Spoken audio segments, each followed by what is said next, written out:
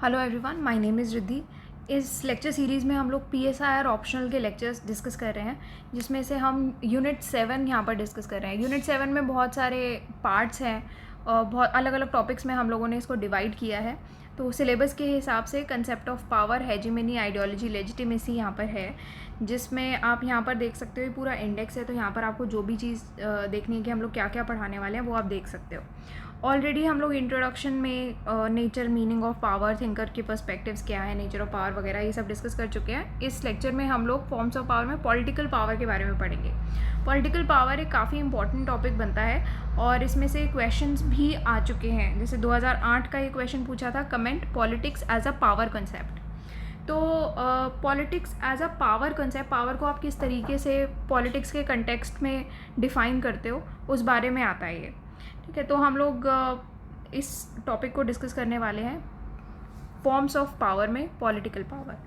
तो पॉलिटिक्स सबसे पहले आपको देखना पड़ेगा कि पावर है क्या। अगर हम पॉलिटिक्स के कंटेक्स्ट में बात करते हैं तो सोशल साइंस और पॉलिटिक्स के हिसाब से देखा जाए तो पावर है बेसिकली जो भी आपकी पावर डिटरमाइन करता है आपकी कैपेसिटीज़, कि आपकी क्षमताएं क्या है, आपके एक्शंस क्या है, बिलीव्स क्या हैं आपके, या फिर कंडक्ट क्या है, कंडक्ट ऑफ एक्टर्स, जितने भी एक्टर्स उनके कंडक्ट क्या है।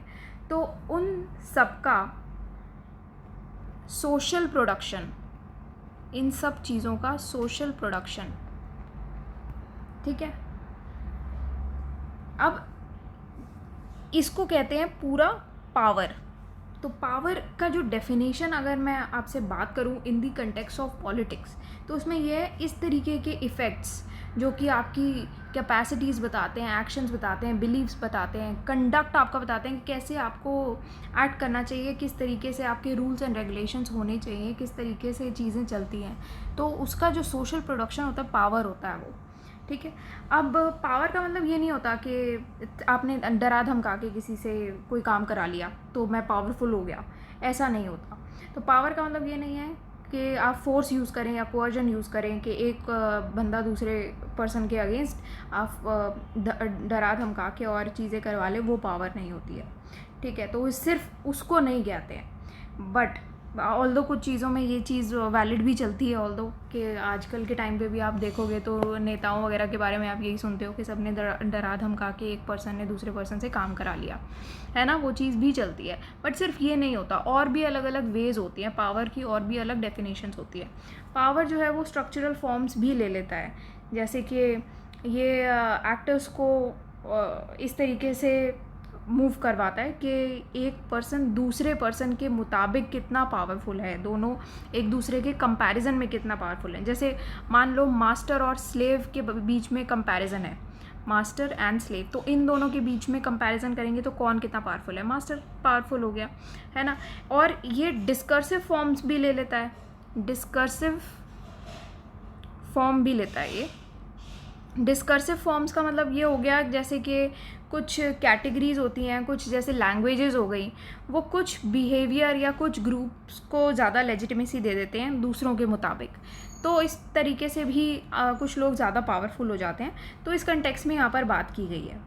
अब यहाँ पर बहुत अलग अलग तरीके की पावर्स भी आ जाती हैं, जैसे कि आपकी इकोनॉमिक पावर आ जाती है, देन सोशल पावर भी आ जाती है ना, पॉलिटिकल पावर भी आ जाती है। तो इसी तरीके से यहाँ पर अभी हम पॉलिटिकल पावर की बात कर रहे हैं। इकोनॉमिक पावर में बेसिकली क्या होता है कि मार्क्स ने ज़्यादा, अगर इकोनॉमिक पावर के बारे में आपसे कोई भी पूछ ले तो मार्क्स के बारे में, जब हम मार्क्स पढ़ेंगे ना तो उसमें डिस्कशन हो जाएगा इस बारे में, बट मार्क्स के कंटेक्स्ट में आप यहाँ पर लिखोगे। तो जैसे मार्क्स के लिए इकोनॉमिक पावर जो है वही बेसिस है सभी तरीके की पावर का, इंक्लूडिंग पॉलिटिकल पावर, की इकोनॉमिक पावर होनी चाहिए। तो एक ऑब्जेक्टिव रिलेशनशिप के पर बेस्ड है ये इकोनॉमिक मॉडल जो है पावर का, कि कुछ भी चीज़ आपको प्रोड्यूस करनी है, कोई भी लेबर मार्केट में भी ग्रुप्स की कंडीशन कैसी होती है, उसके चांसेस कहते हैं। तो इकोनॉमिक पावर जो है वो बेसिकली एक मेजरमेंट पर है कि किस तरीके से लोग कोई भी इवेंट्स को कंट्रोल कर सकते हैं मटेरियल एडवांटेज लेके। ठीक है। अब ऐसे ही सोशल पावर भी आ जाता है। सोशल पावर भी है इनफॉर्मल कम्युनिटी का जो भी ओपिनियन रहता है, फैमिली का आपका पोजीशन है, honour, prestige, patterns of consumption, आपका लाइफस्टाइल, ये सब चीज़ें डिटरमाइन करता है सोशल पावर। ठीक है, जिसमें मैक्स वेबर के बारे में आप यहाँ पर मेंशन कर सकते हैं कि वेबर ने बहुत इम्पोर्टेंस दिया है इसको, सोशल पावर को, काफ़ी एम्फेसिस है उनके काम में, आप जितना भी देखोगे, जिन्होंने इकोनॉमिक इंटरेस्ट के ऊपर रखा है सोशल पावर को, तो उनके लिए मैक्स वेबर के हिसाब से प्रायोरिटी क्या हुई, सोशल पावर हुई। यहाँ पर आप इनके बारे में लिख सकते हो, ठीक है। नेक्स्ट है अब पॉलिटिकल पावर, जिसके बारे में हम यहाँ पर पढ़ रहे हैं। पॉलिटिकल पावर बेसिकली क्या होता है कि जितना भी आपका लीगल स्ट्रक्चर हो गया, या पार्टी अफिलिएशन है, या एक्सटेंसिव ब्यूरोक्रेसी हो गई, इन सब के साथ जो रिलेशनशिप होता है पावर का, उसको हम लोग पॉलिटिकल पावर के कंटेक्स्ट में देखते हैं। तो political power all in all क्या हुई, ये क्या कहेंगे हम इसको, तो ये इंस्टीट्यूशनलाइज्ड है, इंस्टीट्यूशनलाइज्ड है। क्योंकि जब भी आप किसी भी कंटेक्स्ट में पावर को देख रहे हो ना किसी इंस्टीट्यूशन के बारे में आप बात कर रहे हो, तो पॉलिटिकल पावर इंस्टीट्यूशनलाइज्ड है। किस फॉर्म में, in the form of government bureaucracies, एक बड़े स्केल पे, in fact large scale government bureaucracies के कंटेक्स्ट में, ठीक है, लार्ज स्केल गवर्नमेंट ब्यूरोक्रेसीज के फॉर्म में पॉलिटिकल पावर इंस्टीट्यूशनलाइज्ड है। अब ये कहा जाता है, जो कि परसिस्टेंट आइडिया भी रहा है काफ़ी टाइम तक, कि जो पावर है वो एलिट्स के द्वारा कंट्रोल की जाती है, that power is controlled by the elites, जो कि कुछ ही सिलेक्टेड लोग होते हैं, कुछ छोटा एक ग्रुप होता है, सिलेक्टेड प्रिविलेज ग्रुप्स होते हैं, तो ये एलिट्स के पास पावर जो है वो रहती है, ऐसा माना है। अब पॉलिटिकल पावर जो है वो जितने भी स्टेट की एक्टिविटीज़ होती हैं उससे भी कंसर्न रहती है, और स्टेट की एक्टिविटीज़ सिर्फ नेशनल बाउंड्रीज तक कन्फाइन नहीं होती है। अभी मान लो इंडिया में कोई भी चीज़ होती है, कोई भी ऐसा बड़ा स्टेप लिया जाता है, उसका इफेक्ट बाकी नेशंस पर भी आ जाता है। तो पॉलिटिकल पावर जो है वो सिर्फ नेशनल बाउंड्रीज तक सीमित नहीं रहती, उसके बियॉन्ड भी जाती है। तो नेटवर्क जो है बेसिकली पॉलिटिकल पावर का, वो अक्रॉस कंट्रीज स्ट्रेच करता है, अक्रॉस द ग्लोब स्ट्रेच करता है। तो पॉलिटिकल पावर में बहुत सारी और चीज़ें भी आ जाती हैं, जैसे कि पावर टू टैक्स आता है ना, टैक्स लगा सकते हैं आप। पावर टू डिस्ट्रीब्यूट रिसोर्सेज आता है, आप अपने रिसोर्सेज को का डिस्ट्रीब्यूशन कर सकते हैं। तो ये सारी चीज़ें आपकी पॉलिटिकल पावर के अंडर ही आ जाती हैं। अब यहाँ पर हम देखते हैं कि थियोरेटिकल पार्ट में यहाँ पर क्या क्या मेंशन किया हुआ है, क्या लिखा है, ठीक है। तो अब बर्ट्रैंड रसल है जिन्होंने पावर को डिफ़ाइन किया इस तरीके से कि पावर है basically the production of intended effects, intended effects का प्रोडक्शन। इसका क्या मतलब हुआ कि अगर मान लो मैं कोई चीज़ करना चाहती हूँ, मैं अपने डिज़ायर्स फुलफ़िल करना चाहती हूँ, जो भी मेरे ऑब्जेक्टिव्स हैं वो मैं फुलफ़िल करना चाहती हूँ, और वो मैं फुलफ़िल कर पाऊँ जिस तरीके से मैं करना चाहती हूँ, तो उसको कहते हैं बेसिकली पावर। तो प्रोडक्शन ऑफ इंटेंडेड इफ़ेक्ट्स, जो मैं चाहूँ उसका प्रोडक्शन हो जाए उसी इफ़ेक्ट पर। तो in other words power denotes the ability of a person to fulfil his desires और टू अचीव हिज ऑब्जेक्टिव्स, ठीक है। कि अगर मैं अपने डिज़ायर्स फुलफ़िल कर रही हूँ, अपने ऑब्जेक्टिव्स अचीव कर पा रही हूँ, एक पर्सन, कोई भी पर्सन की क्षमता कि वो अपना डिज़ायर ऑब्जेक्टिव अचीव कर पाए जिस तरीके से वो चाहता है, उसको यहाँ पर पावर कहा गया है। तो यहाँ पर बर्ट्रैंड रसल की जो स्टेटमेंट है ये आपको ध्यान रखनी है। अब पावर का सिग्निफिकेंस अगर हम पॉलिटिकल फिनोमिनन के कंटेक्स्ट में बात करते हैं, तो बहुत सारे पॉलिटिकल फिलोसोफर्स हैं जिनका वर्क रहा है पॉलिटिकल पावर पे, जिन्होंने एम्फेसाइज़ किया है पॉलिटिकल फिनोमिनन के कंटेक्स्ट में पावर को। जैसे निकोलो मैकियावेली हैं जिन्होंने द प्रिंस में बात की है, उनका वर्क है काफ़ी फेमस। एंड थॉमस हॉब्स है, लिवियाथन में उन्होंने बात की है। नीत्शे हैं जिन्होंने बात की है पॉलिटिकल पावर के बारे में। एंड बहुत सारे और मॉडर्न राइटर्स भी हैं, जैसे Max Weber, Catlin, Merriam, Lasswell, Kaplan ने पावर एंड सोसाइटी में बात की है पावर के बारे में। देन वॉटकिंस है, ट्रीट्स्के हैं, एंड हैंस जे मॉर्गनथाउ है। तो बहुत सारे ऐसे थिंकर्स हैं जिन्होंने पावर पॉलिटिक्स के बारे में बात की है। Scientific man versus power politics है हैंस जे मॉर्गनथाउ का वर्क। अब जो पावर का जो व्यू है पॉलिटिक्स के कंटेक्स्ट में, उसके जो एक्सपोनेंट्स हैं वो किस तरीके से इसको देखते हैं कि basically power view of politics जो है वो पावर की एक्विजिशन पर, मेंटेनेंस और लॉस ऑफ पावर के कंटेक्स्ट में यहाँ पर बात करता है। तो जब भी हम पॉलिटिक्स को समझने की कोशिश करते हैं तो उसमें हम जाते हैं सबसे पहले पावर के कुछ कुछ चीज़ों के डिस्क्रिप्शन और एनालिसिस पे। कौन से डिस्क्रिप्शन एनालिसिस पे? सबसे पहले कि पावर को ऑब्टेन कैसे किया गया है, किस तरीके से पावर ली गई है।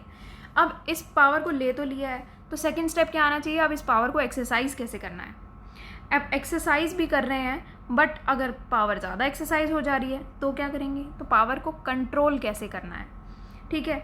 अब चौथी चीज़ आती है आपकी कि पावर को किस चीज़ के लिए यूज़ किया जा रहा है, पर्पस क्या है जिस पर्पस के लिए पावर को यूज़ किया जा रहा है। फोर्थ ये है किस तरीके से जो डिसीजंस हैं वो लिए गए हैं, ठीक है, किस तरीके से ये the decisions are made. Then कौन से फैक्टर्स हैं जिन्होंने आपको ये कहा ये डिसीजंस लेने के लिए, ठीक है, कौन से फैक्टर्स हैं जो इन्फ्लुएंस करते हैं कि आप ये डिसीजंस लें, और कौन सा कंटेक्स्ट है, सेवेंथ पॉइंट, कौन सा कंटेक्स्ट है जिसकी वजह से जिसमें आपने ये डिसीजंस लिए हैं, ठीक है, कि किस कंटेक्स्ट में आपने ये डिसीजंस लिए वो पॉइंट। तो ये 7 पॉइंट्स हैं जो कि डिस्क्रिप्शन एनालिसिस के बारे में बात करते हैं कि अगर आपको पॉलिटिक्स को समझना है सबसे पहले आपको पावर के डिस्क्रिप्शन एनालिसिस में बात करना है इन सब कंटेक्स्ट में।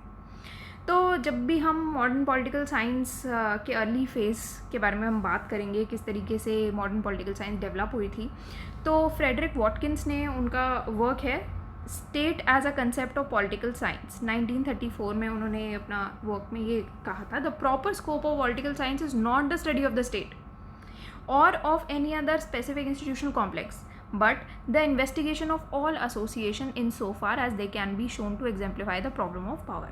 मतलब कि इसका सिंपल मतलब है कि अगर आपको पॉलिटिकल साइंस के स्कोप के बारे में बात करना है तो उसमें आपको स्टेट के बारे में पढ़ने की ज़रूरत नहीं है, या फिर कोई एक स्पेसिफिक इंस्टीट्यूशनल कॉम्प्लेक्स के बारे में बहुत ज़्यादा पढ़ने की नीड नहीं है, बल्कि आपको ऐसे एसोसिएशंस पर ध्यान देना है जो कि पावर की प्रॉब्लम को और ज़्यादा बढ़ा रहे हैं। जब आप उसको इन्वेस्टिगेट कर लोगे तो आपको पावर का रियल मतलब, पॉलिटिकल साइंस का जो प्रॉपर स्कोप है वो समझ में आ जाएगा। तो politics as a power concept जो है वो बाद में विलियम ए रॉबसन ने उस पर काफ़ी काम किया था, और उन्होंने नेचर ऑफ पॉलिटिक्स और पॉलिटिकल सिस्टम के बारे में बात की थी in the context of power. उन्होंने ये कहा था that it is with power in society that political science is primarily concern, कि अब आपके सोसाइटी में अगर पावर है तो उसी के बारे में पॉलिटिकल साइंस जो है वो उसी से ही कंसर्न्ड है, उसी के बारे में सबसे पहले ध्यान देने वाली बात है। तो पॉलिटिकल साइंस के बारे में जब भी बात आएगी तो पावर जो है उसको आपको देखा जाएगा कि पावर का नेचर क्या है, बेसिस क्या है, प्रोसेस क्या है, स्कोप क्या है, रिजल्ट क्या है। अगेन यही वाले कंटेक्स्ट आ जाते हैं यहाँ पर भी, अगर आप पढ़ोगे आपको वही समझ में आएगा। अब जो फोकस ऑफ इंटरेस्ट है पॉलिटिकल साइंस का काफ़ी यहाँ पर, पॉलिटिकल साइंटिस्ट का काफ़ी क्लियर है यहाँ पर, जिसमें यहाँ पर बात की जाती है किस तरीके से पावर को गेन करना है, पावर को रिटेन करना है। वही स्ट्रगल सब लोग कर रहे हैं। इनफैक्ट पॉलिटिकल पार्टीज़ की भी आप बात करते हो तो आजकल के टाइम पर भी वही सेम स्ट्रगल चल रहे हैं कि पावर को कैसे गेन करना है, फिर पावर को रिटेन कैसे करना है, उसको कंट्रोल कैसे करना है, आगे एक्सरसाइज कैसे करना है, ठीक है। वही सब चीज़ों पे इर्द गिर्द ये पावर का पूरा जो स्ट्रगल है वो चलता रहता है। किस तरीके से पावर को एक्सरसाइज करना है, किस तरीके से पावर का दूसरों पर इन्फ्लुएंस होगा, किस तरीके से इस एक्सरसाइज को रेजिस्ट करना है, वही सब चीज़ों के बारे में बात की है। अब जो पॉलिटिकल पावर का कंसेप्ट है वो एक बहुत इंपॉर्टेंट कंसेप्ट माना जाता है पॉलिटिक्स के बारे में अगर आपको बात करनी है तो, क्योंकि अगर पॉलिटिक्स किसी भी कन्फ्लिक्ट का रेजोल्यूशन है, अगर पॉलिटिक्स, यहाँ पर आप ध्यान से सुनो, पॉलिटिक्स अगर किसी भी चीज़ को सॉल्व कर सकता है, किसी भी चीज़ का रेजोल्यूशन अगर पॉलिटिक्स प्रोवाइड करता है, तो हमें इस पॉलिटिकल कम्युनिटी में पावर डिस्ट्रीब्यूट करनी चाहिए, है ना, ताकि आपके प्रॉब्लम्स रिजॉल्व होंगे। तो इसीलिए डिस्ट्रीब्यूशन ऑफ पावर जो है वो एक इम्पॉर्टेंट चीज़ मानी जाती है एक पॉलिटिकल कम्युनिटी में, अगर आपको अपनी चीज़ें रिजॉल्व करनी है। तो यही डिटरमाइन करता है कि कैसे एक कन्फ्लिक्ट रिजॉल्व हो जाएगा। कंक्लूजन में फाइनली हम यहाँ पर ये बात करते हैं कि पॉलिटिक्स जो है एक पावर कंसेप्ट की जगह काफ़ी एक्सेप्ट किया गया है, और पॉलिटिकल फिलोसोफर्स ने भी ये क्लेम किया है कि जितने भी लोग हैं पॉलिटिक्स में भी पावर के लिए ही स्ट्रगल हो रही है। तो पॉलिटिकल पावर जो है एक इम्पॉर्टेंट कंसेप्ट माना जाता है यहाँ पर, और जितने भी पावर में लोग हैं उनको इन्फ्लुएंस कर रहा है ये चीज़, पावरफुल लोग इन्फ्लुएंस कर रहे हैं तो वाइस वर्सा वो चीज़ चल रही है। और साथ में जितनी भी स्टेट्स हैं वो भी पावर के लिए स्ट्रगल कर रही हैं, जितने भी ऑर्गेनाइज्ड ग्रुप्स हैं विद इन द स्टेट वो भी पावर के लिए स्ट्रगल कर रहे हैं। तो पॉलिटिक्स एक ऑर्गेनाइज्ड डिस्प्यूट है बेसिकली पावर के लिए। जब सभी लोग आपस में स्ट्रगल ही कर रहे हैं, पावर के लिए स्ट्रगल कर रहे हैं, तो इसमें यह बोला गया कि पॉलिटिक्स जो है वो एक ऑर्गेनाइज्ड डिस्प्यूट है पावर के बारे में, और पावर को किस तरीके से यूज़ किया जाना चाहिए उसके बारे में एक ऑर्गेनाइज्ड डिस्प्यूट चल रहा है, ठीक है।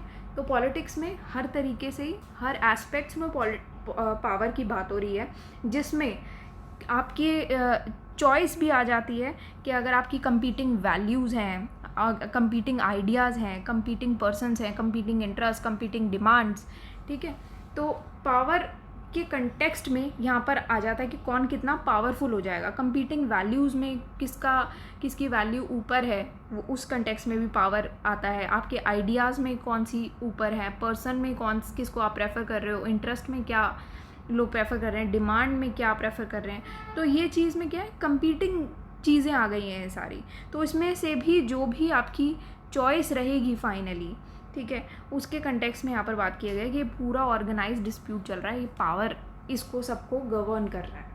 ऑल राइट, तो यहाँ पर बहुत सिंपल यही चीज़ बात की गई है। इसको आप चाहो तो आप इसको जो पहले वाला हमने चैप्टर पढ़ा था नेचर ऑफ पावर से भी कनेक्ट कर सकते हो, तो ये बहुत अच्छे पॉइंटर्स बन जाएंगे, जिसमें आप मैकाइवर को यूज़ कर सकते हो।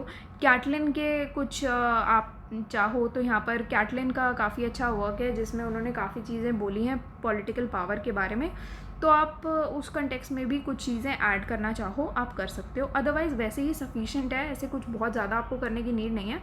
बट इन्हांस और ज़्यादा करने के लिए कैटलिन के वर्क में से आप कुछ देख सकते हो, मैक्स वेबर का ऐड कर सकते हो, हॉब्स का ऐड कर सकते हो, इंपॉर्टेंट है। ये 3 मैं आपको सजेस्ट करूँगी कि आप इनके बारे में एक एक लाइन आप ऐड कर सकते हो, बहुत अच्छा रहेगा, ठीक है। तो ये हमने पॉलिटिकल पावर के बारे में बात की। नेक्स्ट में हम लोग ये एडवांस रीडिंग में हम लोग पढ़ेंगे जो आपके पेड कोर्स का पार्ट है, रियलिस्टिक पर्सपेक्टिव है रिगार्डिंग पावर, इसके बारे में हम पढ़ेंगे एडवांस कोर्स में। Also this is our website synopsisis.in। यहाँ पर आप जाओगे ऑप्शनल कोर्सेज़ में PSIR ऑप्शनल का कोर्स आपको यहाँ पर मिल जाएगा। तो आपको जो भी इन्फॉर्मेशन चाहिए रिगार्डिंग दी ऑप्शनल कोर्स वो यहाँ से आपको मिल जाएगी। हम लोग के कितने क्वेश्चंस आए हैं पहले एग्ज़ाम में, जैसे हम लोगों ने 2021 के लिए लॉन्च किया था सबसे पहले PSIR, तो उसमें हमने पेपर 1 में 28 में से 24 क्वेश्चंस आए हैं एंड 28 में से 25 क्वेश्चंस आए हैं पेपर 2 से।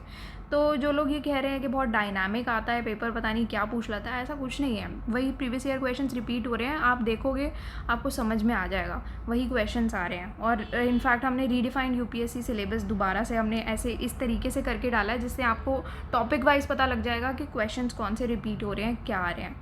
और ये पूरा जो कोर्स बनाया हुआ है वो भी पिछले 40 साल के सॉल्व्ड प्रीवियस ईयर क्वेश्चंस को भी नज़र में रख के बनाया गया है, जिसमें सारे टॉपिक्स इंक्लूड किए जा रहे हैं जितने भी पिछले 40 साल में पूछे गए हैं। साथ ही साथ जो सिलेबस में है जिनमें से नहीं पूछा है बट पूछा जा सकता है, वो टॉपिक्स भी हम लोगों ने इंक्लूड किए हैं। और जितने भी मॉडल आंसर्स हैं वो इसी तरीके के सिमिलर टॉपिक्स को कंबाइन करके और यहाँ पर बनाया गया है। तो आप यहाँ से देख सकते हैं, जो भी कोर्स डिटेल्स वगैरह चाहिए आप कॉल करके भी पूछ सकते हैं। यहाँ से आप डाउनलोड कर सकते हो प्रीवियस ईयर क्वेश्चंस का जो फ्री मटेरियल है।